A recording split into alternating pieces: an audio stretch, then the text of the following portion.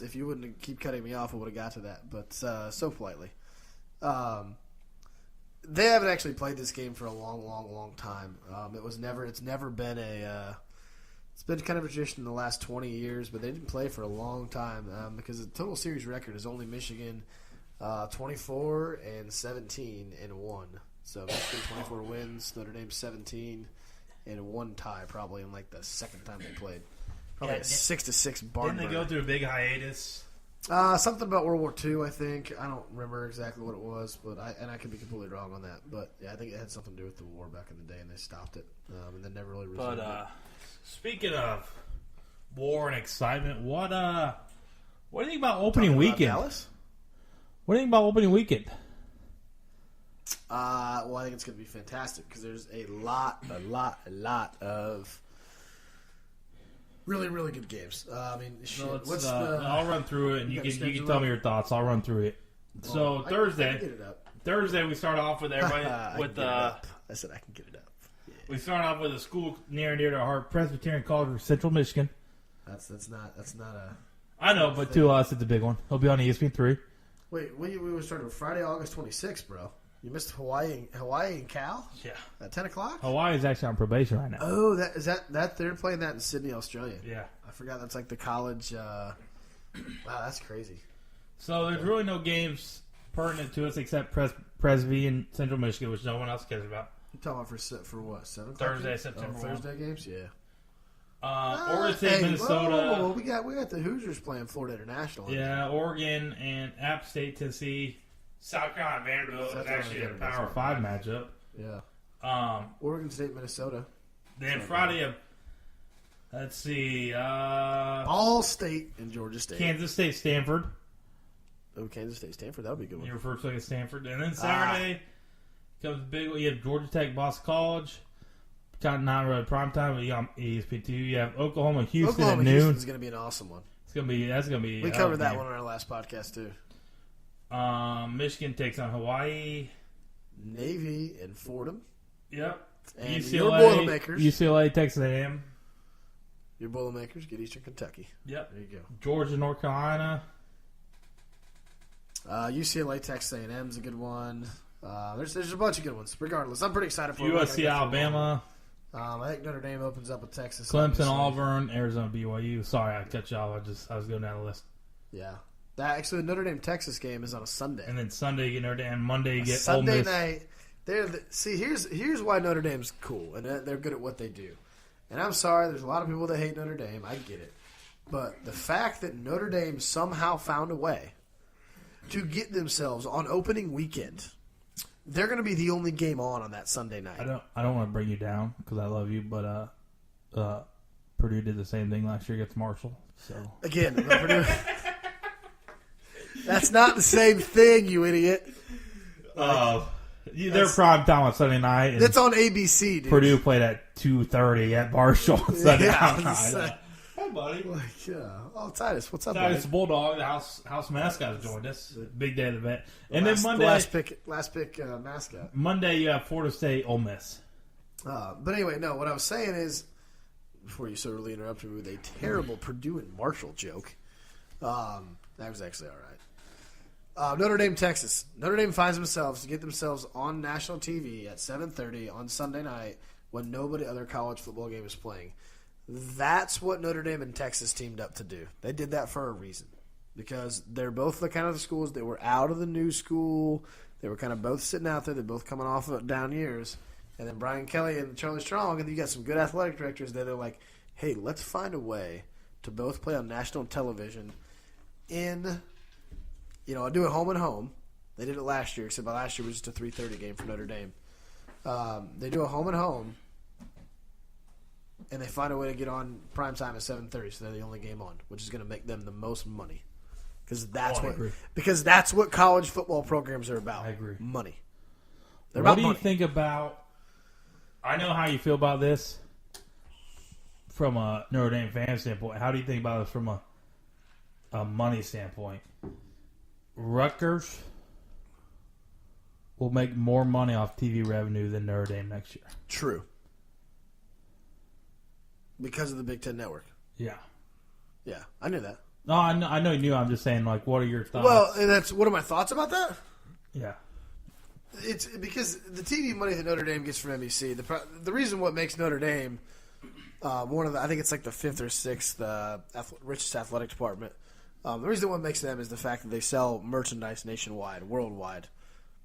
But you're right. The Big Ten Network deal is ridiculous with CBS. So, yeah, it's but they Jim Delaney. I don't feel bad about it. As much as you hate, that's not worth. As much as you hate Jim Delaney, he split his games. He sold half I don't hate Jim Delaney. Well, not you. Just a lot of people give him shit, but he split half his season with Fox Sports and half his season with ESPN, and he made twice money. I wouldn't say that from a standpoint of he's very smart. The revenue. I just know that's a very smart move. People use that, and I'm not one of these people. I'm bringing up to you so you can shoot down all these haters. People use that to say that Notre Dame needs to join a conference. Now, I don't want to see him join a conference because you lose Stanford, USC, Navy. Like, there's 3 games, and conferences are going to 9-game schedules. You're talking about just ruining lots of rivalries. Michigan, Michigan State, Stanford, Navy, USC. I mean, there's 5 teams right there. Well, listen, the conference realignment argument's been going on for 10 years now. So, in the way modern college football is going to be very simple. We're going to get rid of an era where where regional rivalries don't matter anymore. They don't care because they're all trying to make money off of TV contracts.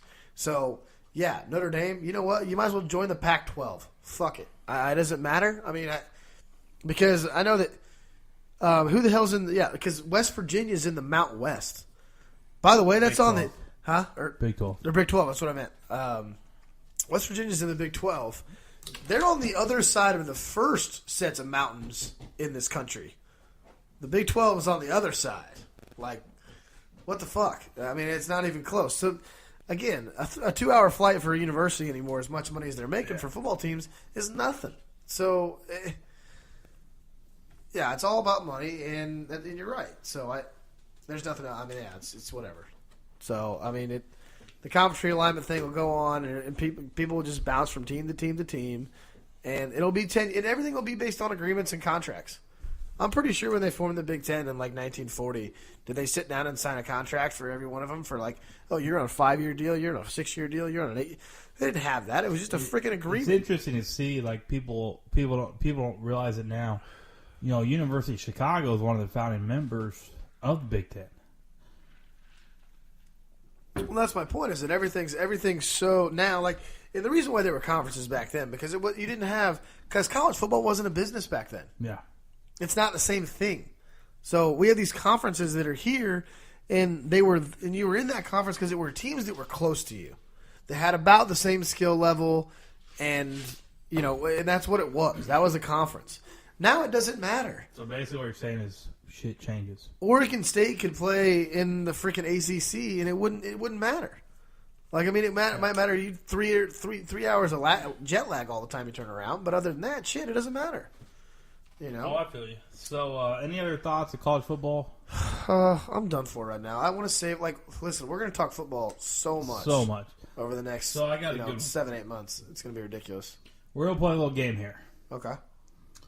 Home Run Derby is coming up Monday night, I believe. All right. New event. Also, same day as Tori's birthday, so shout out. Happy birthday. Anyway. Shout out to your girlfriend on a podcast that nobody listens to. Bold move. It's romantic. I'm going to give you... But it's not romantic because nobody's going to hear it, so you just took the cheap way out. So... Fucking ass. This year, single elimination tourney, 8 guys, seeded 1 through 8. Any pictures? Did we ever get that done? They didn't. Damn it! Why not? I know. I want to see Arrieta versus Bumgarner. Yeah, I wanted to see Madison Bumgarner and Jake Arrieta because you know what the funny thing is? If they actually went out there and did it, like, I know. The hitters would be freaking pissed if that hitter came out and like beat them. They'd be an embarrassment. So like they won't do that because here's the game we're gonna play. Jeez. Here's the game we're gonna play. I still think it'd be awesome. I'm going to read you the rules of the Home Run Derby because I might inflict your judgment. The rules of Home Run Derby? I'm pretty sure. I'm going to read you this for the format, and then I'm going to tell you, I'm going to give you the stats of the players seeded, and you have to pick the stats. You did some work on this. Yes. Okay. All right. So this year's Derby, single elimination tournament. Okay. Home runs do not carry over. Yeah, so if you hit like So 6 you in could a beat a round guy 5-4. and just quit when you hit 5. Yeah. Even if you have 1 out. Okay, that's fine. And then each player will have 4 minutes per round, as many swings as possible. So a fitness aspect comes into it. Okay. You will receive 30 seconds of bonus time for every home run hit, 440 feet or more. You get extra 30 seconds of bonus time. So you get bonus time based on how far your home runs. How far you hit a home run. Okay. All right. You get 1 break. Okay. Anytime you want. 45 seconds, 1 45-second break. 1 break per round? Per round. Okay. And those in the finals can take 2 breaks. In the finals, you get 2. Okay. So, I'm going to go through the bracket. I'm going to give you the numbers. They like a spelling bee if you have another question. Origin of country. I don't think I'll need On base percentage, I will give I you. don't think I'll need any of that. I'll give you that information. I can just probably tell by their name. I'm not giving you the name. Oh, you're not giving me the I'm name? just giving you the stat line, and you got to pick. Oh, okay. I'm confused. Okay, got it. Okay, so you're just going to give me the stat line, and I got to figure out who it is? I'm gonna give you the one. No, I'm gonna give you the 1 seed. And so the first round, I'll give you the 1 seed and the 8 seed. Okay. And I'll give you their stat lines for the 1 and the 8. Okay. And then you got to pick the winner. Okay. And got it. Then we'll see what the bracket says. Yeah. Okay, gotcha. Now I'm gonna give you a hint. I like this. The seeding is just based on home run totals, not because of who they are. Okay. So most home runs is 1, and the least home runs is 8. Okay. So It's not like any other thing. So it doesn't have anything to do with ranked or like where they got voted in the All-Star game. It's nothing. Just most home runs. Most home runs. Okay. All right. So your 1 seed is 1 versus 8. 1 seed's hitting 285. That's shitty. 26 home runs. 64 RBIs with a 904 OPS. That's not that shitty. That's pretty good. Okay. Your 8 seed is hitting 299, 17 bombs, 41 RBIs, 890 OPS. I want that guy. You want the 8 seed? Well, the 8 seed. You taking the 8 seed upset? Taking the 8 seed upset. Okay. Fireworks from the beginning. I'm going big. Going big, going home, man. Okay. 2 versus 7. Okay. 2 is hitting 211. Okay. 23 Adam home runs. Dunn? I thought he was out of this thing. Holy shit. What? He's still there? It's Adam Dunn. It's fucking got to be Adam Dunn. 211? There's only one dude in the world that hits 211 and 40 home runs a year, and he strikes out 197 times, and they still keep his ass on a roster. Golly. So 211. 6'7" freaking Neanderthal. 23 home runs. Okay. 52 RBIs. Okay. 768 OPS. Okay. That was the 211 guy. That was the 2 seed, 211. Okay. 7 seed is 318 batting average. I like it. 18 home runs. Okay. 51 RBIs. 919 OPS. I'm taking that guy. So 7 seed. Yep. Okay. And I'm going to explain why I'm going to pick all these in my head. Well, I'll give you that. I'll give you that when we get there. I'm going to explain my theory here. When we reveal the names, I'll let you know. I'm going to explain my theory. So then 3 seed versus 6 seed. Okay. 3 is 247 batting average. Okay. 22 bombs. Okay. 59 RBIs. All right. 843 OPS. Okay. 6 is 291 batting average. 19 bombs. 59 ribbies. 890 OPS. What was the first one again? Read it again. 22 bombs, 247 batting average, 59 ribbies, 843 versus 291, 1959, 890. Give me the first guy. I'm going to take the champ here. I'm going to take the So guy you're with taking more the home high runs. seed for once. That's the more home runs guy, right? Yeah. Okay. And then 4 versus 5. You have 311 batting average, 20 bombs, 56 ribbies, 917 versus Adam Dunn type numbers, 231, 1947, 815. Give me the first one. Okay. There you go. All right, second round. Okay. 299, Okay. 17 bombs, 41 ribbies, 890 OPS.